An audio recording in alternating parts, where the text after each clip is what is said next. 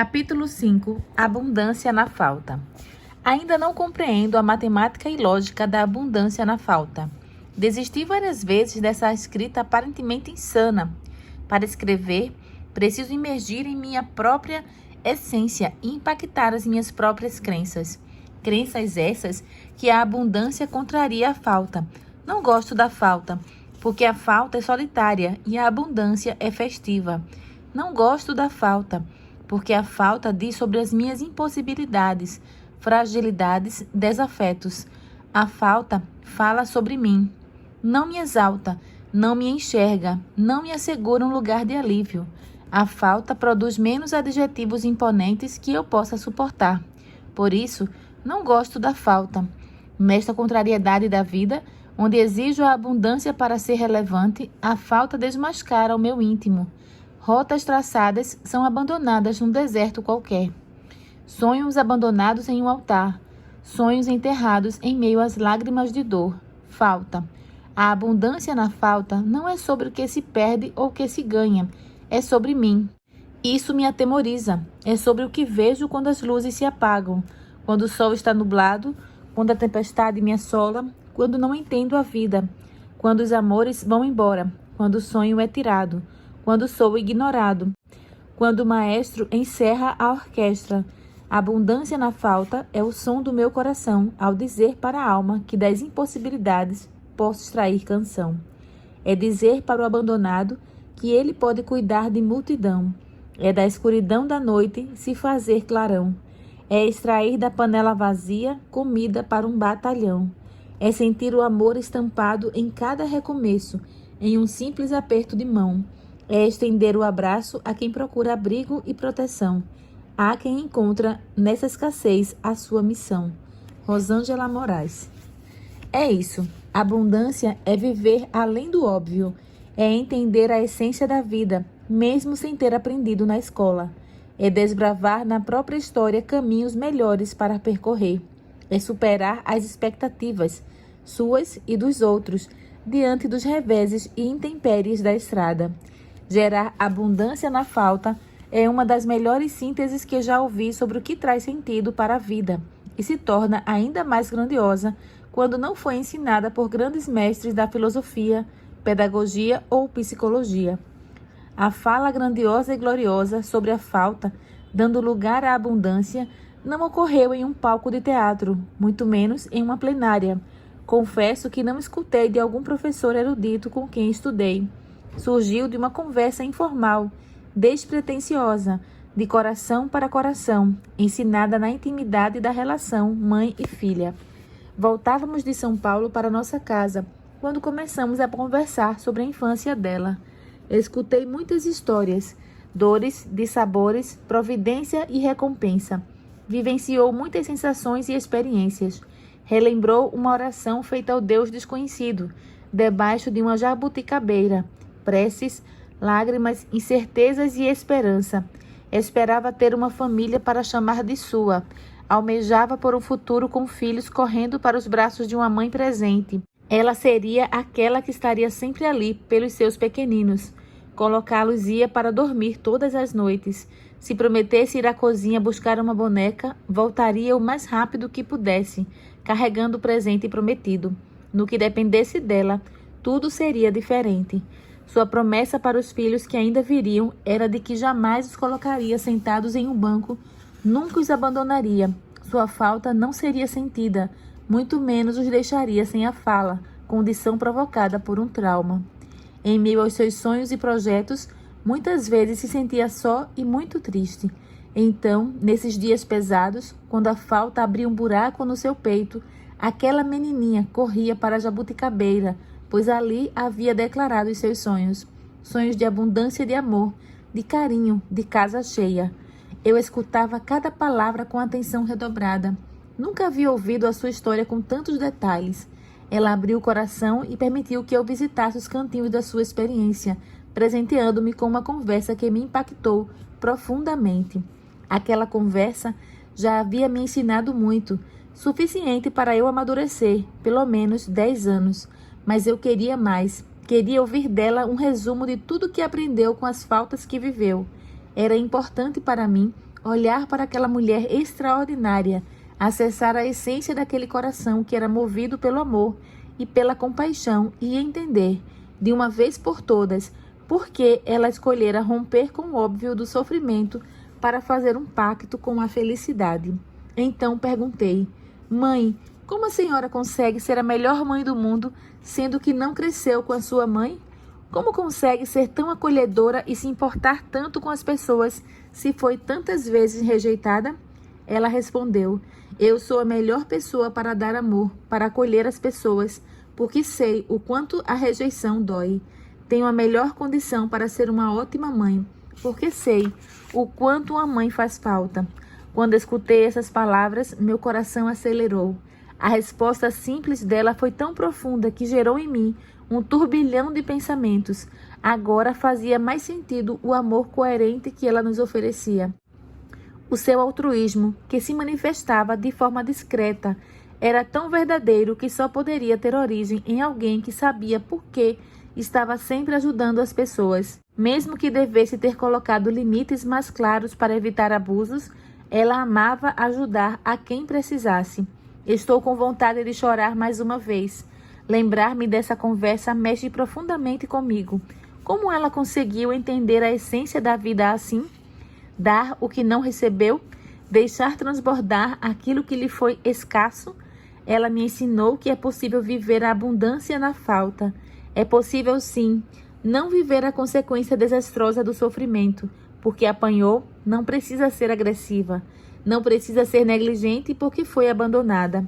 Sei que o sofrimento é capaz de virar do avesso, induzir emoções que não desejamos sentir. Mas pare um pouco e pense se é isso mesmo que deseja para a sua vida. Não me refiro apenas às marcas que os traumas da infância talvez tenham nos deixado. Estou falando também sobre as nossas reações diante do que nos frustra, chateia ou desafia no presente. Como você reage quando descobre que alguém falou mal de você ou que foi traída por um amigo? Sabe, não estou menosprezando o sofrimento humano, banalizando as nossas histórias de vida, cheias de vieses e complexidades. Quero apenas amenizar a turbulenta perturbação que a dor possa ter lhe provocado e, sobretudo, ampliar as possibilidades para você viver melhor. Permita que a sua trajetória seja o marco do início de um novo capítulo para a sua família. Rompa com as consequências negativas da história dos seus pais ou avós e prossiga com passos mais firmes e coerentes. A decisão de fazer diferente, de viver algo novo, vai se desdobrando em atitudes que causarão forte impacto em você e em quem estiver ao seu lado. Vai gerando o desejo de acertar, provocando reflexões profundas que se traduzirão em um novo tempo, em uma nova história. Mesmo que você não alcance todos os avanços que idealizou, arrisco-me a afirmar que algum progresso acontecerá. Impossível imprimir esforços para ir além e continuar no mesmo lugar. Você já se esforça para conviver com as mazelas da vida, já gasta muita energia com as frustrações. Que tal começar a se concentrar mais em atitudes para alcançar uma vida significativa? Afinal, de esforço e gasto de energia, você já entende bastante. Não romantizo a falta. Sei dos perigos escondidos e escancarados da privação, seja de afeto, comida ou atenção. Não aplaudo o abuso, muito menos reverencio as outras mazelas da vida. Essas faltas não deveriam existir. Criança chorando de saudade da mãe, pai enterrando filho, meninos revirando lixo para comerem. Como o mundo está abundante desses desastres. Falta o essencial em todo lugar, mas podemos começar a mudar, colocando ordem no caos, começar por nós. Comece a explorar possibilidades de olhares diferentes para a mesma situação. Não se conforme com a atual circunstância e imprima esforços para que o cenário mude. Saia da prisão de pensar sempre do mesmo jeito. Permita-se lançar um novo olhar para aquilo que a aprisiona e encontre uma forma de se libertar. A abundância se conquista a partir de atitudes conscientes, pautadas no desejo de vencer a falta de energia, de paciência, de contentamento, de bons relacionamentos. É encarar o processo e decidir ir até o fim, Não parar enquanto não alcançar aquilo que planejou. Reflita no relato que Viktor Frankl faz em seu livro Em Busca de Sentido, sobre os prisioneiros que no campo de concentração nazista desistiram da vida, começavam a trocar o direito de refeição por cigarros, renunciavam ao que era essencial para a sobrevivência por um pouco de prazer e distração. Não queriam mais lutar pela existência, cansaram, ficaram desiludidos. Você não precisa entregar os pontos, tente um pouco mais, encontre uma jabuticabeira e desabafe, faça novos planos, sonhe com tempos de alegria e abundância, mas não desista. Há poder nas preces de quem suplica. Respostas surpreendentes estão reservadas para aqueles que acreditam em um futuro melhor. Está faltando energia? Avance mesmo assim. Parece que a estrada não tem fim? Dê mais alguns passos. Os traumas da infância insistem em permanecer com você? Não permita que o passado ocupe espaço demais no seu presente. O futuro a amedronta? Liste o que já deu certo para que você se anime ao lembrar que nem tudo foi desastre. Não menospreze sua história. Aproveite cada episódio para construir o próximo capítulo. Os detalhes que hoje parecem sem importância podem ser os que carregarão aprendizagem indispensável para um futuro grandioso. Abundância na falta é o que você pode ter, porque ela não é exercício de lógica, dependente de números ou de operações matemáticas. Mesmo partindo do nada, pode alcançar o infinito. No impedimento de mudar uma situação, mude a você mesma. Quando faltar o suporte para ser diferente, avance mesmo sem lhe oferecerem qualquer condição. O ser humano é capaz de sair do caos para desfrutar do triunfo. Acredite. Basta apenas não se conformar para que a revolução comece a acontecer. Pequenas escolhas que a minha mãe fez foram capazes de mudar uma história. Quando ela entendia que algo poderia ser prejudicial, logo mudava o comportamento. Fez assim com o café. Ao perceber que a sua avó sentia muita dor de cabeça quando não tomava café, ela, mesmo ainda pequena, ao perceber que sua avó sentia muita dor de cabeça quando não tomava café, ela, mesmo ainda pequena, decidiu que não tomaria mais tal bebida. Pensava assim: melhor eu parar enquanto não dependo disso para me sentir bem. Se ela não pode ficar sem beber, significa que é dependente e eu não quero ficar assim. Minha mãe disse não ao café e pôde desfrutar de mais saúde. Talvez você tenha que falar alguns nãos também. Sejam eles para hábitos alimentares, sejam para relacionamentos. Renúncias precisam ser feitas para experimentarmos a abundância em nossa vida. Temos muita dificuldade com o não, porque achamos que ele significa falta, ausência, vazio. Mas precisamos considerar que cada não carrega em si muitos sims. Não para os maus tratos representa um sim para a saúde mental. Quando você tiver dificuldade para dizer não, considere os sims que você estará assumindo.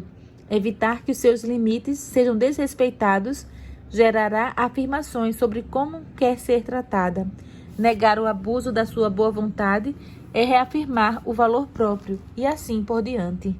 Precisamos deixar claro o que queremos para nós mesmas e assumir qual vida desejamos construir e qual legado pretendemos deixar. Encheremos a vida de sentido ao não nos conformarmos com uma origem desajustada. Posso afirmar que todo esforço para reagir e toda a coragem para prosseguir valem a pena, pois o que se conquista tem valor inestimável. Vale mais que qualquer fortuna. O privilégio de abandonar a falta e avançar para a abundância está à nossa disposição.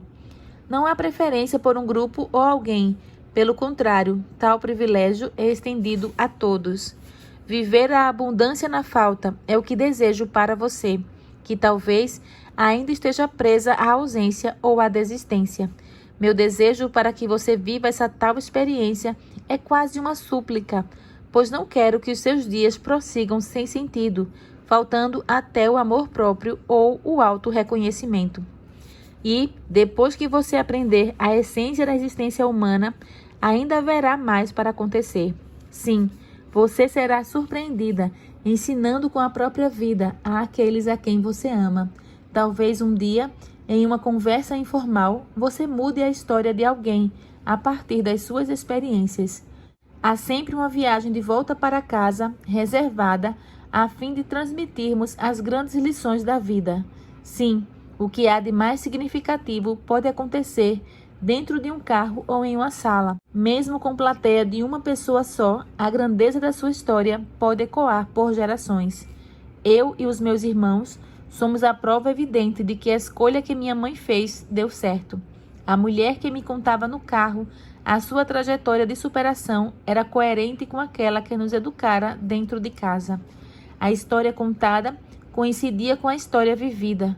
Seu comportamento público em nada diferia do que fazia no privado do nosso lar. Ela era a mesma, em qualquer lugar. Meus irmãos e eu convivemos com a abundância que ela gerou. Tivemos uma mãe presente, paciente, persistente e coerente. Ela era o poema perfeito, a rima rebuscada, uma obra-prima. E quero que você me diga, como as próximas gerações contarão a sua história? Estarão emocionadas com o coração aquecido e enriquecidas com as boas memórias sobre você, como eu me sinto agora com as recordações sobre a minha mãe? Porque é assim que acontece. Nenhuma das nossas decisões passa despercebida. Cada ato vai se acumulando para tecer a coxa de nossa vida.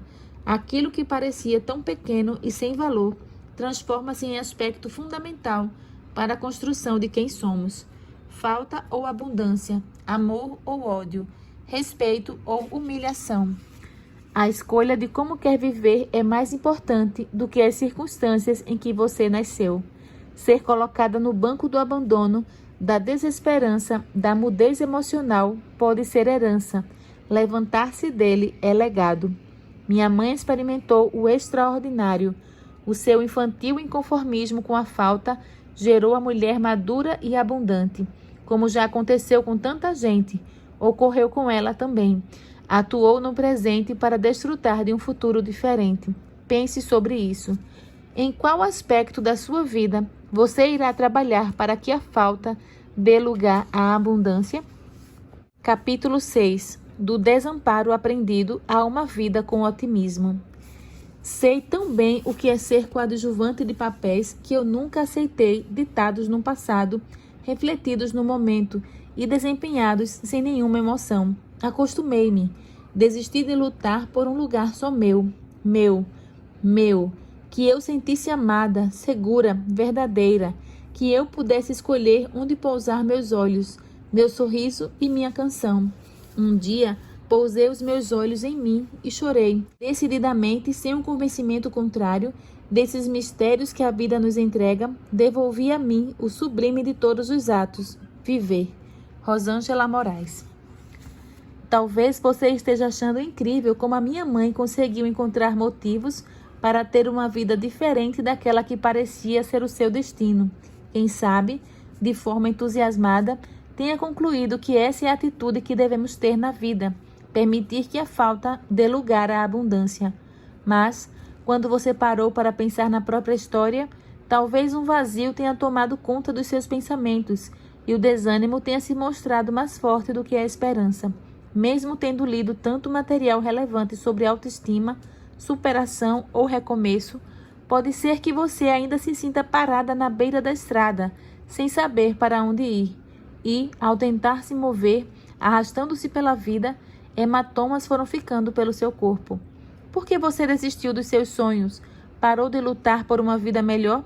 Por que talvez as suas amigas também se arrastem pela vida, como se estivessem apenas administrando o tempo que ainda lhes resta? Para responder a essas perguntas, precisamos refletir sobre o desamparo aprendido. Como você sabe, sou neurocientista. Comecei na década de 1990 a trabalhar com pesquisa básica. Fiz muitos experimentos, desde aqueles que estudavam o comportamento aos que envolviam neurofarmacologia molecular e genética. Mas confesso que um modelo experimental que sempre me intrigou foi o do desamparo aprendido. Ele acontece quando o animal desiste de tentar mudar uma situação estressora porque aprendeu que os seus esforços não mudam a condição que está enfrentando. E esse aprendizado é tão forte a ponto de persistir mesmo quando a situação adversa não existe mais. Vou escrever alguns experimentos para ficar mais claro. Quando colocamos o animal em um cilindro com água, no início ele nada freneticamente, tentando escapar dali. Após algum tempo, tentando sem sucesso, ele para de nadar e apenas se mantém boiando, evitando morrer. Ele aprende que seus esforços não mudam as circunstâncias e, por isso, desiste de lutar. Outro experimento clássico é o do choque nas patas. No primeiro dia do experimento, o animal recebe choques nas patas. Não são choques intensos, apenas causam desconforto. O animal tenta escapar, mas percebe que não há rota para isso.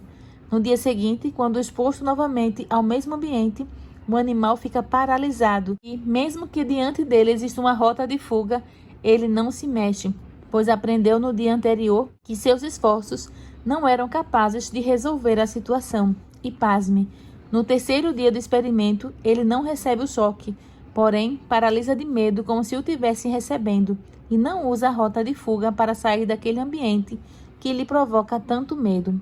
Essa paralisia e desistência, baseada em experiências traumáticas, é o desamparo aprendido. Com o ser humano também ocorre o desamparo aprendido. Meninos e meninas que vivem em condições sociais desafiadoras muitas vezes deixam de acreditar que possam ter um futuro melhor e passam apenas a administrar o cotidiano.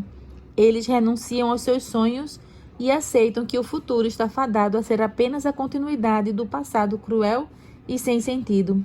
Muitas crianças que não foram protegidas pelos que deveriam cuidar delas crescem acreditando que as pessoas não são confiáveis, que não adianta fazer as coisas diferentes.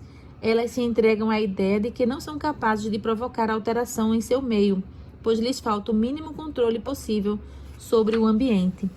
Muitas pessoas se lembram com tristeza de como foram tratadas por aqueles que mais deveriam amá-las e protegê-las. Essas lembranças são tão fortes e marcantes que paralisam qualquer possibilidade de felicidade e realização. O desamparo aprendido acompanha muitas dessas pessoas ao longo da vida. A conformidade e a passividade tendem a dominá-las e acreditam que as circunstâncias são permanentes, não havendo a possibilidade de resolver as situações difíceis. É uma passividade mal adaptativa, ou seja, não confere à pessoa uma vida com sentido. Talvez você viva o desamparo aprendido, ou alguém do seu convívio olhe para si mesmo de forma apática e desesperançada. Estão apenas sobrevivendo, respirando enquanto existe ar.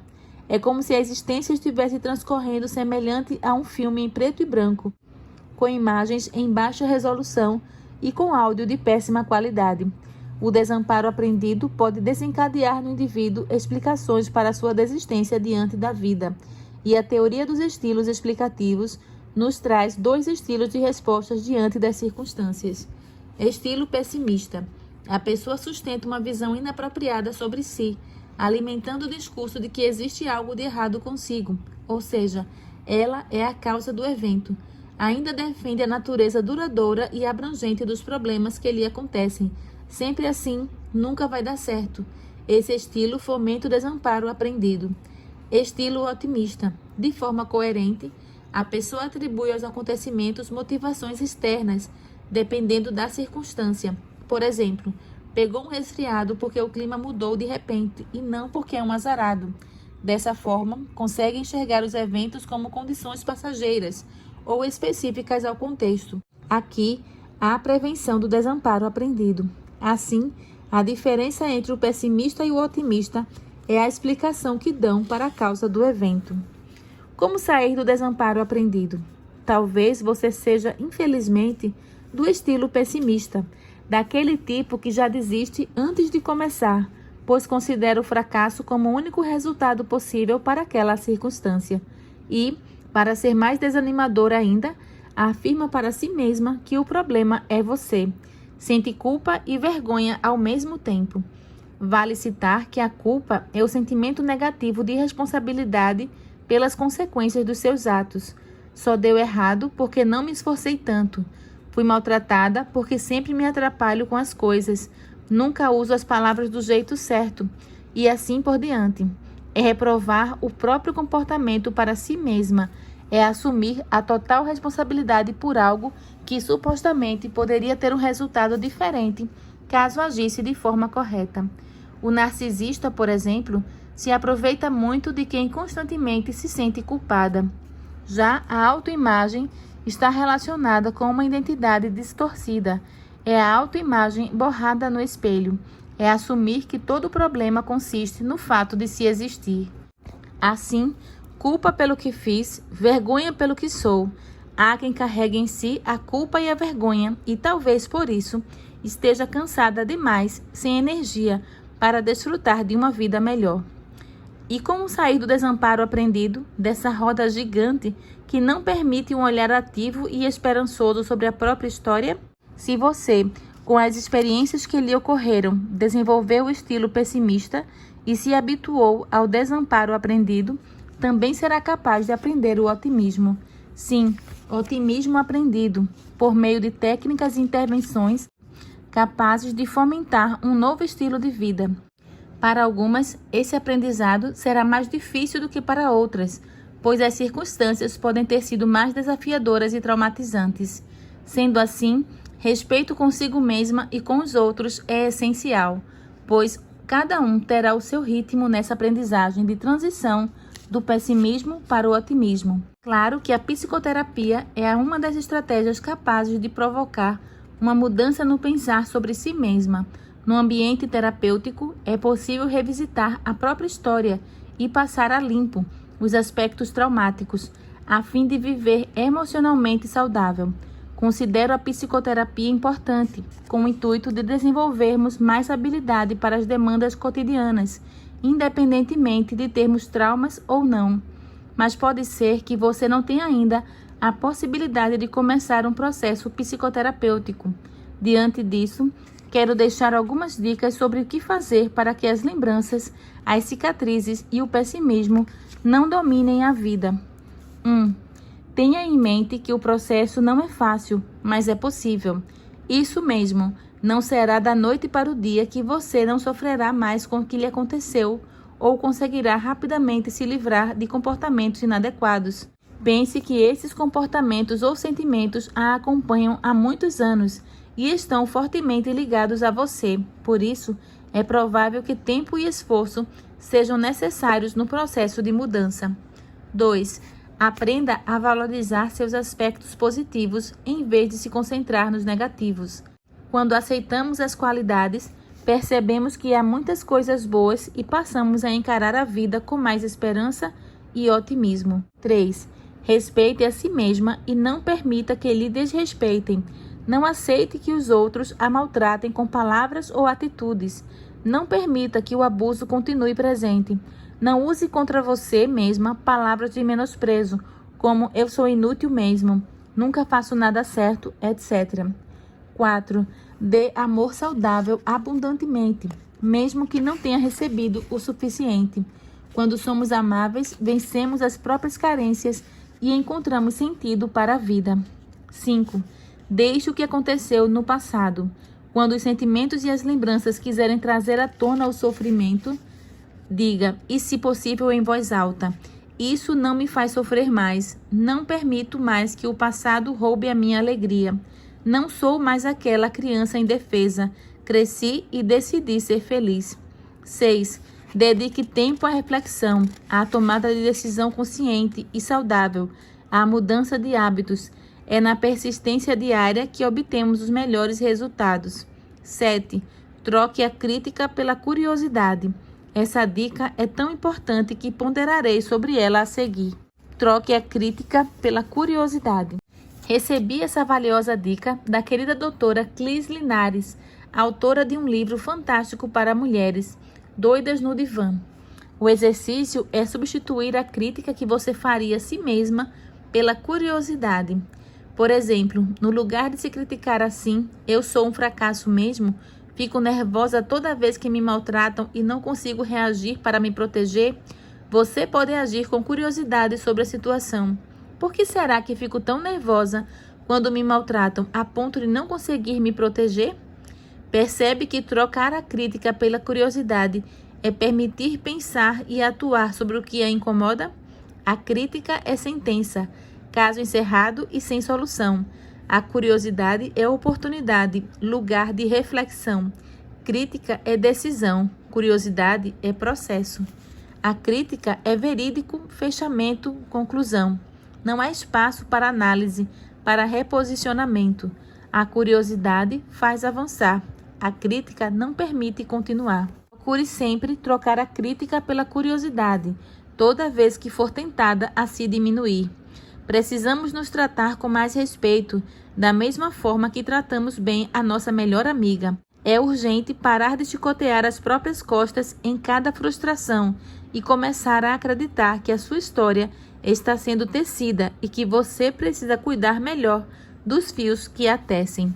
Claro que os desafios são, muitas vezes, gigantes. Contudo, não podemos olhar para nós mesmas com tanto descrédito e insatisfação. A insatisfação gera a murmuração, e a murmuração faz secar os ossos. O que torna essa constante avaliação tão desoladora é que quase sempre comparamos nossa vida, nosso casamento, nossa família e nosso trabalho com a visão de perfeição inatingível propagada pela mídia, ou com a visão ficcional do quanto alguém próximo de nós já conquistou. A nostalgia do passado também é uma forma perigosa de comparação. Repare com que frequência você compara a sua vida atual com uma lembrança de bem-estar que a nostalgia editou em sua mente, mas que nunca existiu de verdade. Lembra-se de quando? Bons tempos. O que muitas vezes nos maltrata não é a dor, e sim o sofrimento. Dor é o que sinto, é localizada e específica. O sofrimento é o contato com as razões da dor, é o que traz sentido para a dor. Sofrimento é o que penso sobre a dor, é o desdobramento reflexivo sobre a dor que sinto. O sofrimento diminui a capacidade de agir, altera as relações consigo mesma e com os outros. Viktor Frankl diz que o desespero é o sofrimento sem sentido.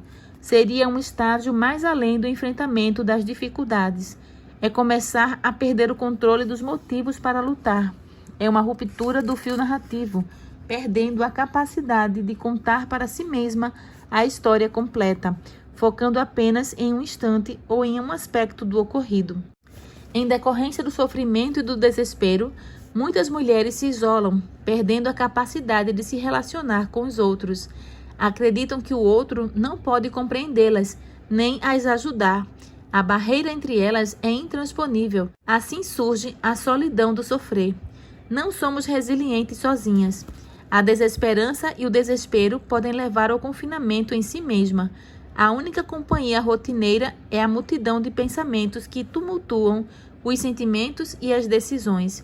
Mas é preciso aceitar que a presença do outro na vida é essencial. A construção e a sustentação da identidade ocorrem por meio das relações. Afastar as condições doentias, sim. Desistir das relações, não. Se perdermos o equilíbrio quanto ao convívio social, desenvolveremos uma ótica equivocada sobre nós mesmas. Podemos ir ao extremo da autossuficiência ou autovalorização exacerbada, ou mesmo ocupar o lugar da vítima abandonada. Exceto em situações de violência, não assuma o lugar de vítima. Não sustente o comportamento de menos-valia, como se tudo desse errado para você. Aceite que a vida apresenta desafios a todo momento, para todos.